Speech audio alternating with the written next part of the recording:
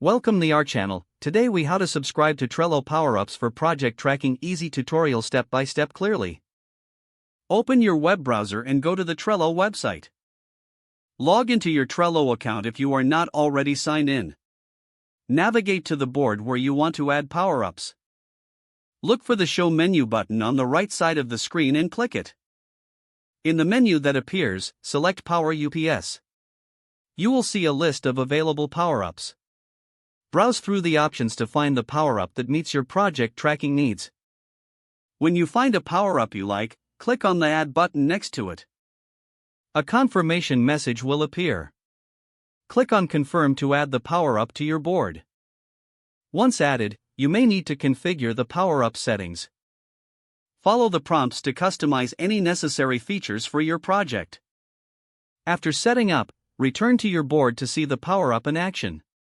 You can now utilize the added features to enhance your project tracking. If you want to explore more power-ups later, simply repeat these steps. Enjoy a more organized and efficient project management experience with Trello.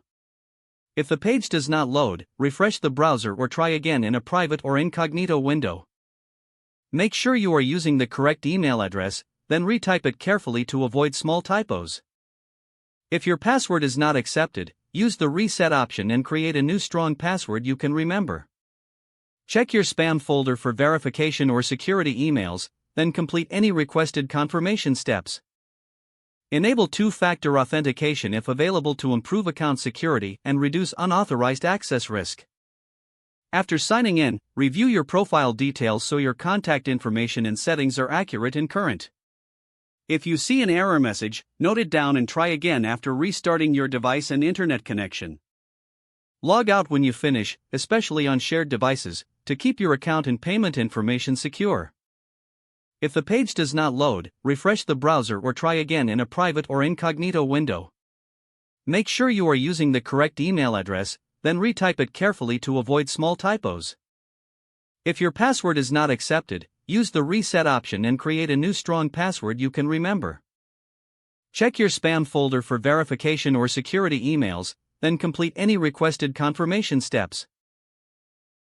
Enable two-factor authentication if available to improve account security and reduce unauthorized access risk. Don't forget to like this video and subscribe to our channel for more step-by-step tech guides.